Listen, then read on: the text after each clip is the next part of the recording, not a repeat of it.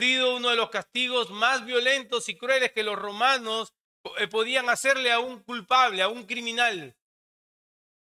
No solamente ha sido un castigo físico, sino que ante la vista de miles y miles de personas. Ha sido un castigo público, ha sido una burla pública, ha sido un espectáculo. Ha sido burlado y también ha sido abandonado por su círculo más cercano. La muerte de Jesús debió haber traído un peso doloroso y de desesperanza en el corazón de aquellos que le seguían, porque no podían ver más allá de aquel sepulcro, aquel cuerpo inerte de Jesús. Nosotros conocemos ese sentimiento de desesperanza. Nosotros podemos identificarnos con ese dolor que están atravesando todos aquellos que seguían a Jesús, obviamente en menor grado, pero podemos identificarnos con eso. No debemos desprender el lado humano de las Escrituras. Cuando leemos ahora el texto con cuidado, esto es lo que quiero que notemos, el énfasis que hace Marcos. Y el énfasis que hace Marcos recae en el hecho de demostrar de que Cristo está verdaderamente muerto. Marcos no quiere dejar eso como a medias tintas.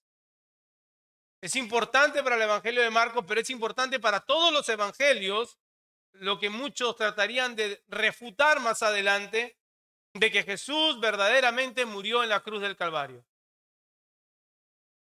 Y lo notamos porque repetidas veces Marcos hace referencia al cuerpo inerte de nuestro Señor y también al muy estilo de Marcos que hemos venido viendo, a modo de contraste nos va a permitir ver cómo el Señor levanta discípulos de manera inesperada para sus propósitos. En un solo pensamiento, lo que Marcos nos presenta aquí es lo siguiente. En medio del caos, en medio del dolor y la desesperanza, Dios levanta un instrumento para llevar a cabo sus propósitos eternos y el entierro de su hijo había sido soberanamente decidido por él. Más allá de que esto es importante para la iglesia naciente, aquellos que estarían recepcionando lo que Marcos está escribiendo, aquella iglesia perseguida, la realidad que nos muestra Marcos es que Dios está en control en todo tiempo. Y esa realidad, ese principio es lo único que nos puede sostener en tiempo de dolor. Donde quizás vemos todo tan oscuro y sin esperanza, llevar nuestra mente a la realidad que Dios está en control. Es un principio en el cual nos podemos aferrar, pero debemos llevarlo del principio a la realidad de mi corazón. Debo convencerme que a pesar de que todo luce como luce, Dios tiene control absoluto de todo. Nada se le escapa. Así que es mi anhelo esta tarde, iglesia, amigo mía que nos acompañas, que veamos cómo Dios, a pesar que Él no va a evitar que sus discípulos pasen quizás por un dolor, una angustia momentánea que representa la muerte de Jesús, es en medio de ellas que Él sigue obrando. Y debemos repetirlo una vez más, Dios está en control. A pesar que es una misma escena, también podemos ver claramente que hay dos puntos que Marcos muestra claramente. Y vamos a ver el primer punto entre el versículo 42 y 44, en donde Marcos nos deja ver un instrumento inesperado. Y de ahí del 45 al 47 veremos un entierro solemne. Es así de sencilla la estructura que Marcos nos presenta. Y antes de adentrarnos al estudio de este pasaje, permítame orar. Dios bueno, tú que has decidido revelarte a tu pueblo, Señor, a través de tu palabra y a través de tu palabra escrita, la revelación especial, Señor, pero también domingo tras domingo en las iglesias locales que se reúnen a través de tu palabra predicada, Señor. Te rogamos con todo nuestro ser que nos hables a través de tu palabra. Que tu Espíritu Santo, Señor, quebrante muchas veces la dureza de nuestro corazón. Aún habiendo nacido de nuevo, Señor, las diferentes circunstancias que muchas veces atravesamos nos llevan Eres tú el único, Señor, a través de tu palabra, que es más cortante que espada de dos filos, Señor, que puede penetrar hasta lo profundo de nuestro corazón, discernir nuestros pensamientos, Señor, y volver a llevar nuestra mirada a Cristo Jesús. Te rogamos que en esta tarde así tú lo hagas. En Él hemos orado. Amén. Jesús, después de haber pronunciado sus últimas palabras, después que ha declarado que la deuda está cancelada, aquella deuda que el pecador no podía pagar nunca con su existencia, y después de haber encomendado su espíritu al Padre, como vimos en versículos anteriores, dice que él expiró, su alma ha sido recibida por el Padre. Su alma ha sido recibida por el Padre. Dice, Padre, en ti encomiendo mi espíritu. Ahora, respecto a eso, vamos a desarrollarlo después, porque creo que en las iglesias evangélicas, hermanos, no está claro dónde fue Jesús cuando murió.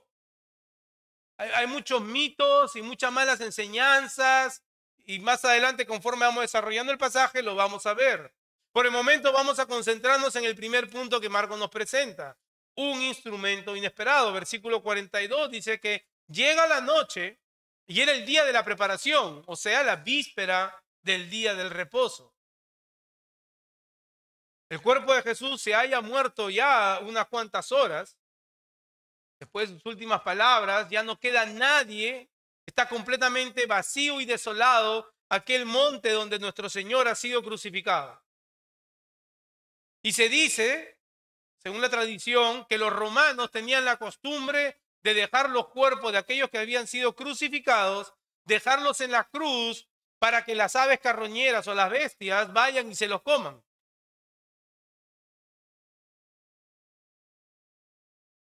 No hay duda de que Jesús está muerto, porque nosotros podemos ver en el Evangelio de Juan que dice que para asegurarse que verdaderamente había muerto, un soldado atravesó su costado con una lanza.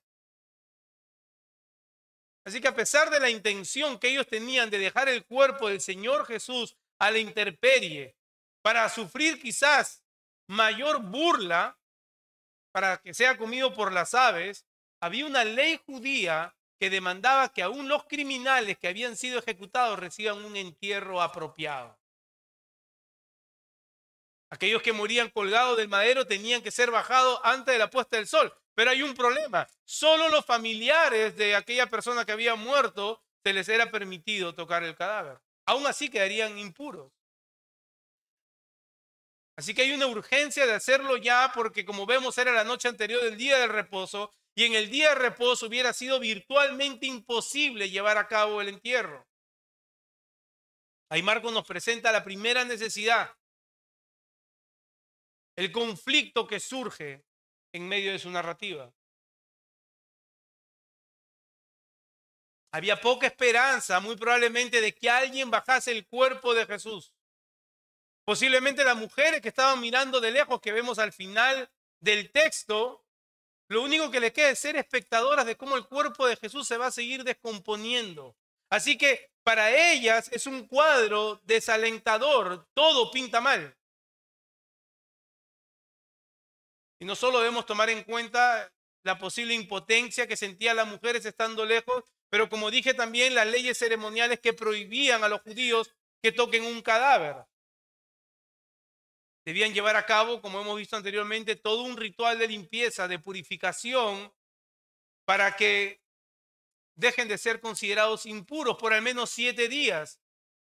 Y en víspera de la Pascua era impensable que alguien se contaminaría con un cadáver y quedara excluido de tal celebración que se llevaba a cabo año tras año. Así que hay muchos factores negativos. Para estas mujeres prácticamente sería nadar en contra de la corriente para poder resolver la situación que ellas están viendo. Pero miren, hermanos, que Dios en su providencia llama a un discípulo que es desconocido hasta ese momento.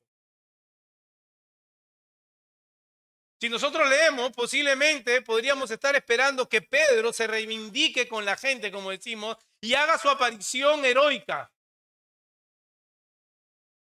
Y que toda esa valentía que él le ha mostrado a Jesús ahora realmente lo ponga sobre el tapete, lo ponga sobre la mesa, demuestre que es él aquel hombre que dijo ser. O quizás Juan con su hermano Jacobo, que habían pedido estar cada uno sentados a la derecha y a la izquierda en la gloria del Señor. Pensaríamos que quizás uno de ellos, del círculo más cercano de Jesús, al menos vaya por el cuerpo, pero nada de esto sucede. Por el contrario, como nos dice el versículo 43, aparece otro personaje. Dice José de Arimatea, miembro noble del concilio que también esperaba el reino de Dios, vino y entró osadamente a Pilato y pidió el cuerpo de Jesús. Como había dicho al comienzo, Marcos ya nos tiene acostumbrados a estos grandes contrastes.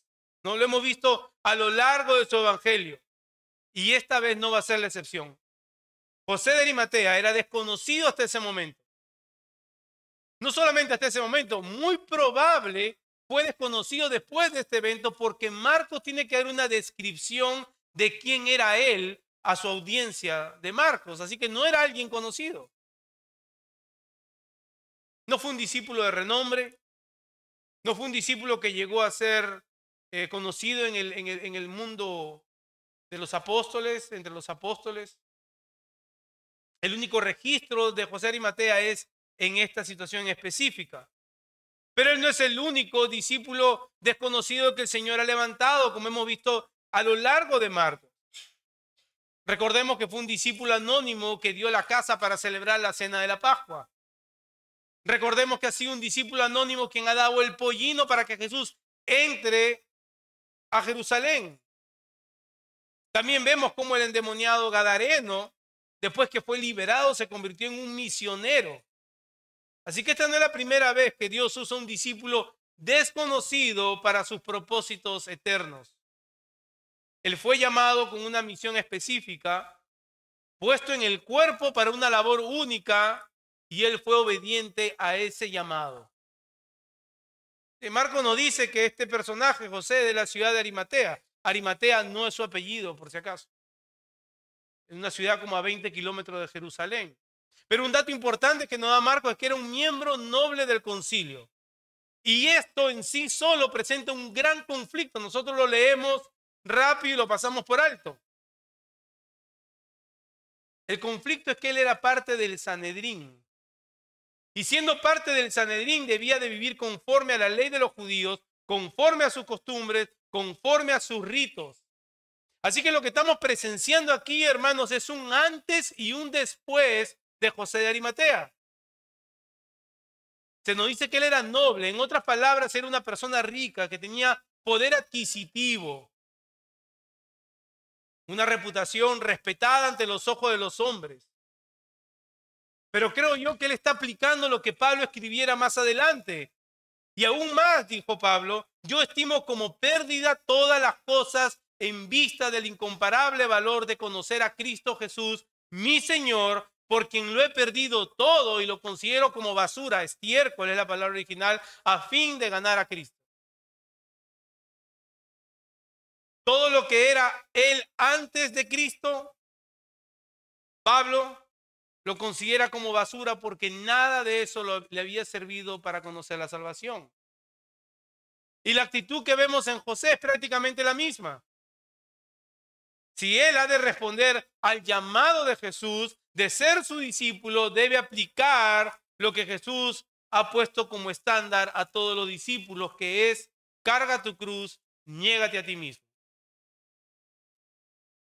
Así que aquí estamos presenciando cómo el corazón de un discípulo está siendo transformado. También que haya sido miembro del concilio nos dice mucho. Nos dice que él posiblemente estuvo presente en el juicio en contra de Jesús. Posiblemente aún con una fe inmadura, con temor, como los demás en ese momento, permaneció callado en el juicio.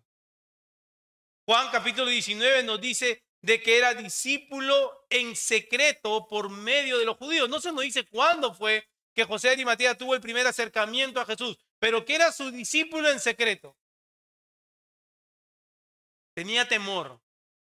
El Señor sabía en qué momento ese temor tendría que disiparse. Lucas 23 adicionalmente nos dice que él nunca estuvo de acuerdo con la condena que se le dio a Jesús, así que probablemente él estuvo en medio del juicio. Así que vemos aquí un hombre que está siendo transformado, un hombre que está dando fruto de su fe. Él está arriesgando mucho, está arriesgando más de lo que tú y yo quizás estaríamos dispuestos a arriesgar. Y estoy seguro que esa posición de noble, de rico, de poder adquisitivo, automáticamente se vería afectada después de lo que él va a hacer. José de Arimatea no sería el mismo después de este evento. Es imposible.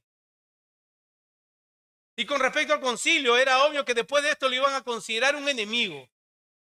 Así que él no podría ya más volver a ningún círculo judío. Pero él sabe, como tú y yo debiéramos saber, quiero que escuchen esto, hermanos, porque es tan importante, que por encima de todo lo que nosotros consideramos como valioso está Jesús. Es Él, o debiera ser Él, el Rey en nuestro corazón. No tus hijos, no tu cónyuge, no tu negocio, no tu reputación, no tu carrera, ni mucho menos tu ministerio. Es Jesús quien debe ser Rey por encima de todo. Eso es lo que está mostrando José de Arimatea. Él ha dado todo por basura. Él está arriesgando todo por aquel que lo había hecho su discípulo. Marcos también nos dice que él esperaba el reino de Dios. Él aguardaba esta esperanza de la redención del pueblo de Israel. Él aguardaba la esperanza del Mesías que había de venir. Y yo creo que él ve cumplida esa promesa en Jesús. Por eso lo sigue. Por eso lo sigue. Quizás no entendía del todo cómo es que las cosas se iban a dar, pero esa esperanza de esperar el reino de Dios. Y creo que Marcos intencionalmente nos da esa característica de José de Arimatea para ligarlo con el primer mensaje de Jesús al comienzo de su evangelio. Arrepiéntase que el reino de Dios se ha acercado. Así que creo que el corazón de José de Arimatea encontró esperanza en Jesús. Pero ahora pasemos del quién era al qué hizo. Dice el texto que él entró osadamente a Pilato y pidió el cuerpo de Jesús. Y la manera como Marcos lo describe a este discípulo es que fue osado para pedir a Pilato el cuerpo de Jesús. Esto nos deja ver que había un riesgo que él corría. Tú no eres osado a menos que sepas que hay factores negativos en lo que vas a hacer. Por el contrario, serías confiado. Él fue osado. Posiblemente estaba luchando en contra de un temor porque sabía que Pilato representaba una amenaza. Pilato podía en ese momento sentenciarlo a muerte. Pilato pudo haber comenzado a sospechar de las intenciones de José. Y no era fácil tener acceso a un gobernador romano. Por eso Marcos dice que él osadamente va y se presenta ante Pilato y le pide el cuerpo. Lo que observamos aquí, hermano, es muy importante. El texto nos deja ver cómo un discípulo de Jesús, un discípulo no reconocido, un discípulo hasta ahora anónimo, es fortalecido por el Señor para enfrentar una situación difícil, una situación durísima. Es una situación sin duda de alto riesgo. Esa misma palabra es la que usa Pablo cuando escribe a la iglesia de Filipo y dice: por motivo de mis prisiones, los hermanos han tomado mayor valentía, es la misma palabra, para predicar el evangelio. Sabemos los riesgos que había al predicar el evangelio, la persecución que ellos enfrentarían. Así que es esa misma palabra. Hay factores en contra y uno requiere ser osado, valiente para hacer lo que el Señor nos ha llamado a hacer. Por otro lado, también el hecho de que haya pedido el cuerpo de Jesús, conociendo su trasfondo judío, como hemos visto, lo pone en riesgo de muchas cosas. Primero, obviamente, de perder su reputación en el Sanedrín. Obviamente se tomaría como una oposición directa en contra de ellos, como una traición. Y también tocar un cadáver lo hace quedar bajo contaminación ceremonial. Miren todo lo que está arriesgando este hombre. Está arriesgando el no poder celebrar la Pascua al día siguiente y llevar su sacrificio al templo. Tendríamos que ser judíos para entender lo que significaba esto para ellos. Él está yendo en contra de la religiosidad establecida, todo lo que él conoce como algo normal. ¿Y por qué lo hace? Porque algo nuevo y de mucho mayor valor ha llegado a su vida. Hay algo más valioso, de mucho mayor valor. Ya no es la sombra, ahora es el cumplimiento. Ya no son los corderos que debían de ser sacrificados constantemente cada año. Ahora el Cordero de Dios que quita el pecado del mundo ha llegado a su vida y es suficiente. Obviamente, él quizás a estas alturas no entiende esto en totalidad, quizás sí, no se nos dice, pero lo que sí vemos es la convicción que tiene él. Él podía haber hecho como los demás. ¿Yo para qué voy a ir? Pero él está arriesgando todo por su maestro. Y miremos, hermanos, cómo este discípulo nos da un ejemplo de vida, que a pesar de un aparente fracaso, se sigue identificando con Jesús por medio de una crisis espiritual, posiblemente. Pero él nos da un claro ejemplo de lo que es negarse a sí mismo y cargar su cruz. Yo no creo que él se haya levantado diciendo yo quiero. A veces no es que quiera, pero es la misión al que el Señor lo ha llamado. Él está dispuesto a asumir el costo, él está dispuesto a recibir posiblemente de ahí en adelante el desprecio y la persecución por su fe. Pero Dios lo tenía reservado, hermano, para que por medio de él se cumpliera propósitos eternos. Y eso es fascinante. Eso es fascinante, hermanos, y alentador para nuestro corazón. Saber que nuestro Señor se vale, en este caso, de este discípulo que después no se habla más de él para un propósito específico. Y de esa misma manera, hermano, hermana, el Señor a cada uno de nosotros ha llamado. Y nos ha llamado con un propósito específico. No todos están llamados a cumplir la misma función. No todos son equipados con los mismos dones. Quizás algunos de manera pública pueden ser más conocidos que otros, pero recuerden algo, hermanos. Es el Señor mismo quien pone los miembros en su cuerpo conforme a su voluntad, conforme a Él le plazca, conforme a sus propósitos eternos. Y tu deber, mi deber, amado hermano, amada hermana, es asegurarte que estás cumpliendo la función que el Señor te ha encomendado dentro de su cuerpo. ¿Cuál es esa función? Servicio sacrificial a tus hermanos y a tus hermanas. Es ahí donde el Señor te ha puesto, es ahí donde el Señor te quiere usar. Hagamos un contraste, ya que Marcos nos presenta así, entre José de Arimatea y quizás Pedro, que es el discípulo de mayor renombre. Pedro es mencionado del capítulo 1 hasta el capítulo 14 constantemente. Pedro siempre ha sido impulsivo, protagonista en cada escenario y es uno de los más íntimos del Señor. Pedro siempre ha sido apresurado para hablar, pero vemos cómo desde el capítulo 15 él ha tenido que comerse sus palabras porque su fe ha sido temblorosa. Será restaurada más adelante, como hemos dicho. Así que todo en Pedro parecía indicar que permanecería hasta el fin. Si alguien debía ir al menos a pedir el cuerpo, si alguien debía mostrar esa actitud osada, debía ser aquel que todo el tiempo ha mostrado esa actitud, ¿verdad? Eso es lo lógico. Pero vemos que no es así. Pero nada de esto, hermano, desanima a José. José sabía que existía Pedro. José no esperó a que vaya Pedro. José no esperó a que vaya Juan. Nada de esto desanimó a que José haga lo que él tenía que hacer. Él no se fijó si Pedro había sido protagonista junto con Jesús y caminó con Jesús 3 años íntimamente con él, si estuvo en el monte de la transfiguración. Él solamente puso su mirada en Dios y en lo que él le había movido a hacer. Y déjame preguntarte, ¿es así la manera como sirves en tu iglesia local? ¿Es así como sirves? ¿Es esto obvio ante la mirada de tus hermanos? Sabiendo que es Dios quien te ha puesto de manera soberana dentro del cuerpo según sus propósitos, o quizás te la pasas mirando los dones y las habilidades de otros y eso te deja como estancado.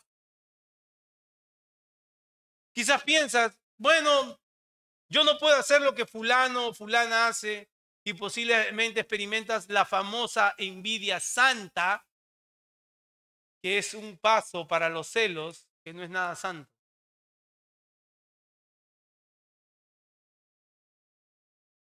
O le das gracias a Dios que Él de manera perfecta te ha colocado para que seas de bendición a la iglesia local.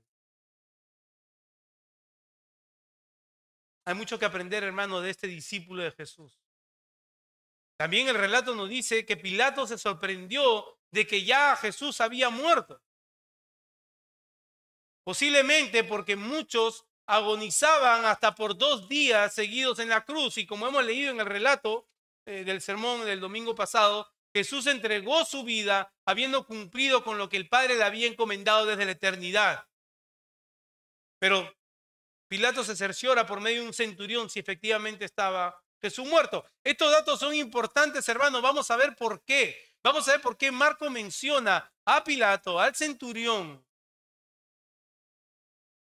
El versículo 45 nos dice que la respuesta del centurión, el informe que le lleva, efectivamente da a Jesús como muerto. Dice, informando por el centurión, dio el cuerpo a José.